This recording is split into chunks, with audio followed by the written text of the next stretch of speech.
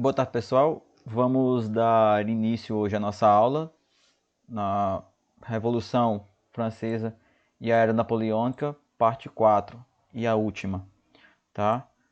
Estudamos hoje o capítulo 4. Vamos finalizar o capítulo 4, tá bom?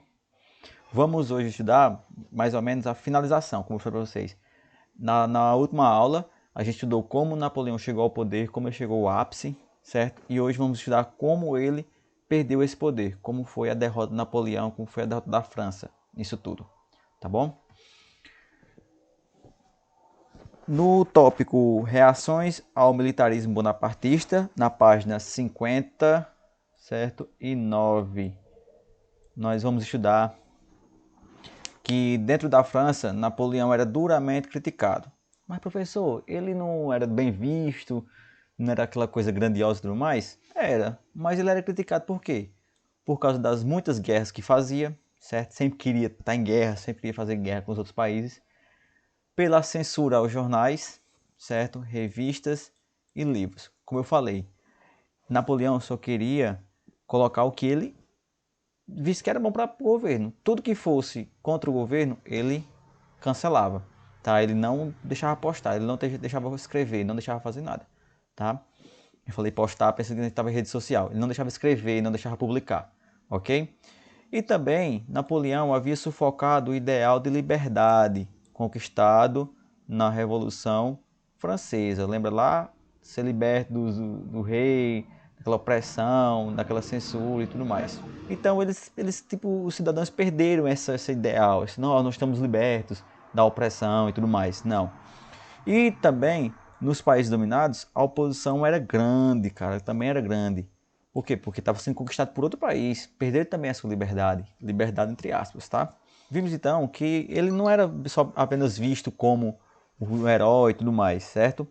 E os outros países também têm o quê? Tem essa revolta, essa oposição contra Napoleão. Foi aí então que, após a Rússia desobedecer o bloqueio continental, Napoleão se viu resolver aquela situação. Então ele resolveu invadir a Rússia. Por quê? Porque ele falou, quem desobedecesse às suas ordens, ele iria invadir lá, iria derrotar. Tá? Então Napoleão, levando cerca de 600 mil soldados e 180 mil cavalos, marchou em direção à Rússia. Certo? Mas após serem surpreendidos por um inverno rigoroso da Rússia, Napoleão foi derrotado. Derrotado por quem, professor? Pelo Capitão Frio. Tá? Muitos historiadores falam que esse Capitão Frio derrotou dois grandes oponentes no mundo, Napoleão Bonaparte e Adolf Hitler, que é o que a gente vai estudar lá no 9º ano. Mas aqui hoje é Napoleão. Professor, o que é esse Capitão Frio? Por que Capitão Frio? Presta atenção, quando Napoleão invadiu a Rússia, lá foi mesmo no tempo do inverno. Lá o inverno é rigoroso, nevava. Lá era horrível de se viver por causa do frio. E o que foi que a população da Rússia fez? O que foi que a Rússia fez? Pegou todas as pessoas, mandaram fugir de suas casas, certo? Correr, queimar tudo, suprimentos, moradia, tudo. Mandou queimar tudo. Por que, professor? Queimar tudo, perder. Porque assim, quando o exército de Napoleão chegasse lá na Rússia, naquela cidade, qualquer cidade que fosse, para poder derrotar as pessoas, não tem ninguém para eles derrotar, não ia ter suprimentos para eles se alimentar. Por quê? Porque como eram muitos homens, esses homens eles se alimentavam, eles sobreviviam a partir das conquistas. Chegavam na cidade, conquistava lá, saqueava tudo, comida, joias, tudo mais, para sobreviver, certo? Para poder se manter. E chegando lá na Rússia, tinha um frio tremendo, horrível, que matava pessoas, morria literalmente de frio, não tinham o que comer e não tinham onde ficar. Foi então aí que Napoleão foi derrotado.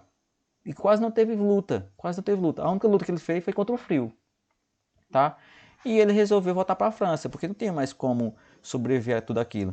E voltando para a França com apenas 30 mil homens. Pessoal, olha aqui, de 600 mil só sobrou 30 mil. Napoleão perdeu a guerra e perdeu feio aqui, tá? Então, com essa derrota da Rússia, na Rússia, encorajou os inimigos da França, onde se juntaram e invadiram a França. Quem esses inimigos? Inglaterra, Áustria, própria Rússia, tá? Espanha, todos aqueles países vizinhos ali à França se reuniram e foram invadir a França para derrotar Napoleão. Então Napoleão foi derrotado e foi enviado para a ilha de Elba como exílio, como para ele ficar preso lá, com 1000 homens sob suas ordens. Tá? Só apenas, não vou matar você porque você é um líder de Estado e tudo mais, mas você vai ser preso naquela ilha. Tá? Se vira lá.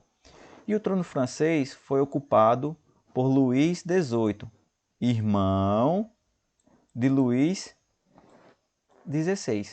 Tá? Luís XVI, só lembrando, é aquele que foi decapitado na Revolução Francesa. Tá? Vocês lembrem dele, daquele rei. Ok? E aí, vamos dar início ao próximo tópico, na página 60, o governo dos 100 dias. Professor, como assim o governo dos 100 dias? Presta atenção. No início de 1815, Napoleão fugiu de Elba e, acompanhado de 800 homens, desembarcou na França, onde foi recebido como um herói. Tá? Enquanto marchava em direção a Paris, os soldados enviados pelo rei para prender Napoleão fizeram o quê? Foi se juntar a ele. Tá? Porque Napoleão era bem visto pelos soldados, pelos militares. Em vez de ir lá prender, foi se juntar a ele contra o rei. Por quê?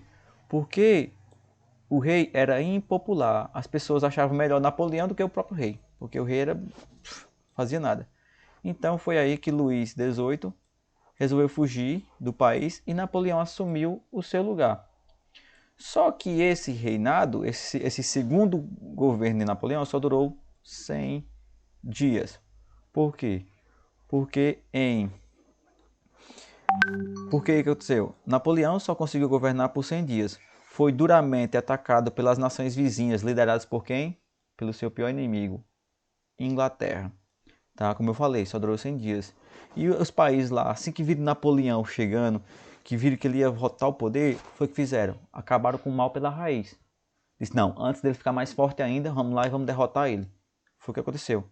O confronto mais importante ocorreu em Westerlo, em 1815. Tá? Derrotado pela segunda vez, Napoleão foi mandado para Santa Helena, uma ilha remota quer dizer longe, longe pra caramba, lá no Oceano Atlântico, onde ficou até morrer em 1821. Tá? Esse foi o governo de 100 dias de Napoleão. Vocês estão vendo aqui, só foi ladeira abaixo. Tudo por causa de quem? Dele mesmo, o Capitão Frio. Então foi aí que as nações que ganharam, as nações vitoriosas que ganharam da França, resolveram fazer um congresso para tentar ajustar as coisas ali na Europa, para não aparecer outro Napoleão. O que aconteceu? As nações vencedoras se reuniram em Viena, na Áustria. Por isso o nome, Congresso de Viena. Certo? O que eles queriam? Queriam restabelecer a ordem na Europa. Restabelecer as fronteiras dos seus países, essas que foram destruídas por Napoleão. Por quê? Porque todo país que Napoleão conquistava virava França, perdia suas fronteiras, não tinha mais o símbolozinho ali de cada país, não tinha seus territórios mais, é tudo território da França. E o que foi que o Congresso de Viena fez? Retomou todos os territórios. Tipo, a Áustria é desse tamanho, vai voltar a ser desse tamanho. A Rússia é desse tamanho, vai voltar a ser desse tamanho. Espanha é desse tamanho, vai voltar... E assim vai. Você entender. E para isso, eles adotaram dois princípios. Que princípios foram? O princípio da legitimidade e a política de equilíbrio europeu. Tá? Em resumo, o Congresso de Viena foi para voltar à Europa como era antes de Napoleão. Ou seja, veio Napoleão, mudou tudo, certo? A Europa ficou uma bagunça, cheia de guerras, sem fronteiras, sem nada. Aí o que os países fizeram? Vamos voltar ao que era antes, os governantes, os tamanhos dos países e tudo mais. Tá? Esse foi o Congresso de Viena. Foi um retrocesso para voltar ao que era a Europa antes de Napoleão. Tá? Então, discutido aqui hoje como foi que Napoleão perdeu seu poder, como a partir do ápice, ele chegou lá no topo, ele começou a decair, como foi essa decadência dele. Tá? E vimos um ato muito importante, que é o Congresso de Viena, que ele foi bastante importante para os próximos capítulos, como as independências das Américas, que a gente vai estudar lá nos próximos capítulos. Ok? Então, pessoal, qualquer dúvida, leiam mais um pouco essa parte, revejam o vídeo e falem comigo no WhatsApp. Então, até a próxima aula.